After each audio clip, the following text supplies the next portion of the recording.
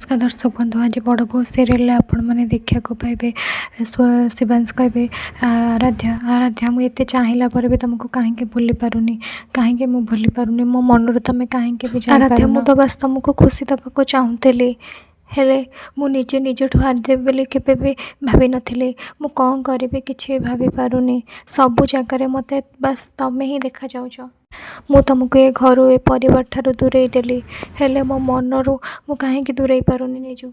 मु बुझी पारुनी मु तुमको छाड़ी कहीं कहीं मु तुमठू दूरे की रही पारुनी, कहीं आराध्या कहीं एपटे शिवांशर बड़ भाउज जिते आराध्या शाढ़ी देखी आराध्या को मन पकई आराध्या से कहते कि अपा तुम मन जदि किसी भी कष्ट थाए जहाँ थाए जदि तुम कि न भाविकी मो आगे सेयार कर से कदा भाविकी से मन दुख कर आसिकी ऋषभ को माँ से शाढ़ी छड़े नहीं कि रागे देखा लगी से शाढ़ी की फोपाड़ी देती आउे कहते तू किसी भी कहबुनु जो घर संपर्क निया लगे देथिला भाई भाई भितर फाट सृष्टि करी तार कौन भी स्मृति मुझे घरे रही देविनी।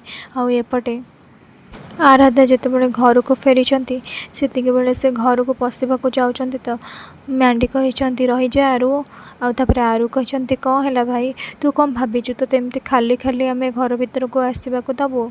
जेजेमा कहते हाँ एत दिन पर आम नातुणी ता निज घर को फेरी से घर दुआर मुहर आम स्वागत करूँ। ऋषभ को माँ कहते से झी आम घर बहु नुह से जो भाई आम परिवार भूल बुझाणा सृष्टि करी आम नियम भांगी घर सबू खुशी को जाली देती सेमती ठीक मु सबू जिनपतर को तार जालीदेवी। तापर से निया लगे शाढ़ी कहते आ गोटे कथा शुणु ता जिनपतर सब गरीब मानक दे ता जिनपतर सब गरीब मानक दे आउ ए घरे मुझे आराध्यार आउ गोटे भी जिनस देखिबिनी बुझीपारू। तापर ऋषभ स्त्री कहते आज्ञा मम्मी। एपटे आराध्या भाई घर को नहीं बंदापना करके कहते आरु ते कौन भी कथापी चिंता करवा कि भी दरकार नहीं कहीं एबे तो भाई तो साथी अच्छे।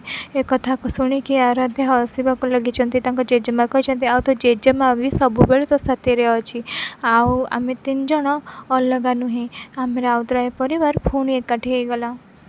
एबे तो आग अपेक्षा बेसी मजबूत हो तोर जहाँ हम तो परिवार तोर ढाल हो छिड़ा हम। एपटे ऋषभ को माँ और ऋषभ कहते ये शिवांश ना से माँ बोली झीपाई मद पीवा आरंभ करदेला तार अवस्था कौन करदेला। ऋषभ आम एमती चुप रही हेनी शिवांश मद पीकि बिछण पड़े थे आउे माँ कहते ऋषभ आमको गोटे किसी करने को पड़ो देखे आज शिवांश मद पीला काली के जानी से तार आउ कौन क्षति कर से ऋषभ कहते तुम टेंशन नियनि मम्मी मु लॉयर को डाकी देछि से ऋषभ कहते हाँ शिवांश अवस्था आहरी खराब हवा आगुरी मु लॉयर को डाकी देछि पर जदि से कि स्ट्रेस को डिप्रेशन नहीं आसिकी आराध्या को पुणी घर को नहीं आसे ना ताले मु जहाँ भी प्लान करी सब फेल हो सब किसी ठीक करने आम से डिवोर्स करदेवा। माँ कहते हाँ तू ठीक कथा कहचु जहाँ कर जल्दी कर यही कम डेरी करने कथा जमा भी नुह। गौतम आसपटे आराध्या शोती जेजेमा बस मैंडी बस गौतम आसिक कहते जेजेमा तुम्हें ये कौन आरोप ये तुम्हें पुणी थे भरोसा करदेल।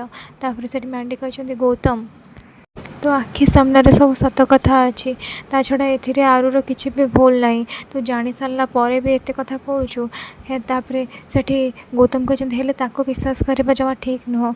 आउे से जेजेमा कहते चुप करना तिया अरे से तो भौणी ता ना एमती कथा कहू तोते टिके लाज लगुनि जदि तो माँ बापा ताले तो ठारो ए सब शुणी थांते ताले कौन भाभी थांते से माने एमती गोटे छुआ को जन्म देइछंती जे ता भौणीर कष्ट को देखिकी ताको संदेह करुछि। आम आरु सह जहाँ सब है बसी कांदिले किछि भी लाभ हेनी आम आरुर स्वाभिमान पाई आमको ए लड़ाक हम।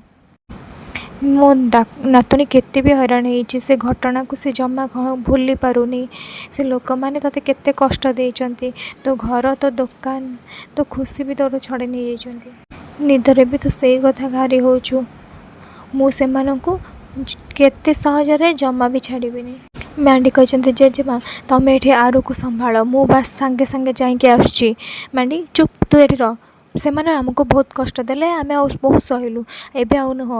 ଆମେ ଚୁପ୍ ରହିକି ଏତେ ଆଉ କଷ୍ଟ ସହିପାରିବୁନୁ। ମୋ ଭଉଣୀର ସେମାନେ ବିଶ୍ୱାସ ଭାଙ୍ଗିଛନ୍ତି, ତା ଖୁସି ତାଠୁ ଛଡ଼େଇ ନେଇଯାଇଛନ୍ତି। ମୁଁ ଏସବୁ ଭୁଲି ପାରିବିନି ଜେଜେମା, ମୁଁ କେବେ ବି ଏସବୁ ଭୁଲି ପାରିବିନି। ସେମାନଙ୍କୁ ମୋ ଭଉଣୀର ପ୍ରତ୍ୟେକଟି ଲୁହର ହିସାବ ଦେବା ପାଇଁ।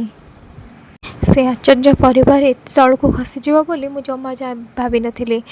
ଏବେ ତାଙ୍କୁ ଜଣାପଡ଼ିଯିବ ଯେ ମୋ ଆରୁକୁ କଷ୍ଟ ଦେବାର ପରିଣାମ କ'ଣ ହୁଏ। ମୁଁ କାହାକୁ ବି ଛାଡ଼ିବିନି, ଗୋଟି ଗୋଟି କରିକି ତାଙ୍କଠୁ ବଦଲା ନେବି।